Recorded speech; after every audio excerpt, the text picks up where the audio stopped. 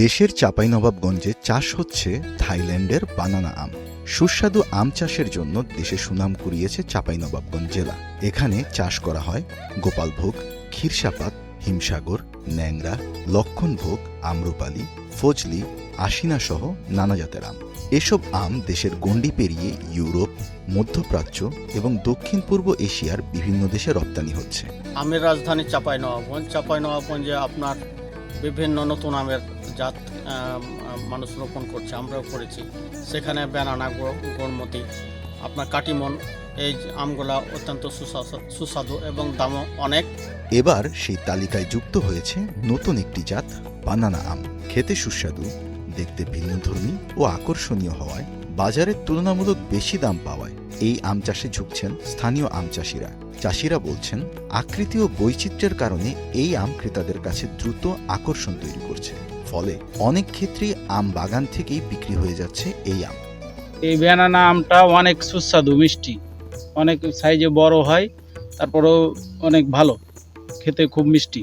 আচ্ছা, মূলত যেহেতু এই আমটার এখন পর্যন্ত ভালো চাহিদা আছে, অনেক আমাদেরকে এটা বাজারে নিয়ে যাইতেই হয় না, আমাদের বাগান থেকে আমরা বিক্রি করে দিতে পারছি।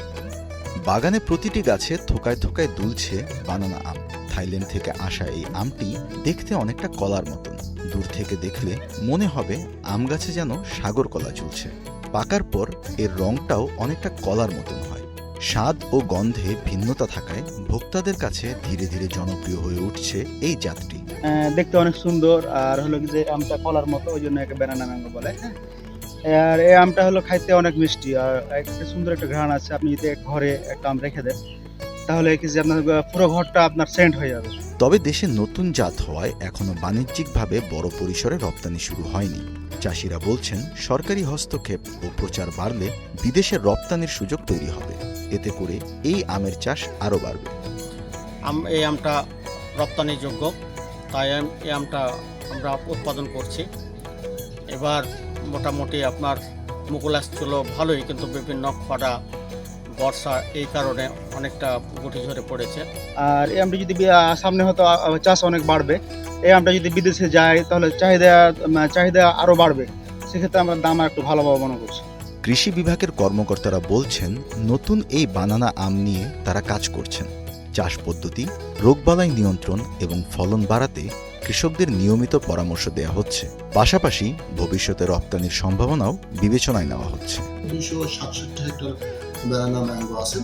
এই আমটা মৌসুমী হয় এবং এটা দেখতে সুন্দর এবং সুমিষ্ট, এবং এটা একটা রপ্তানিযোগ্য আম। আমাদের চাঁপাইনবাবগঞ্জ জেলাতে চাষ হচ্ছে এবং এটা খেতে সুস্বাদু। তো আমরা মনে করি যে যদি এটা রপ্তানির ক্ষেত্রে এটা ব্যবহার করা যেতে পারে।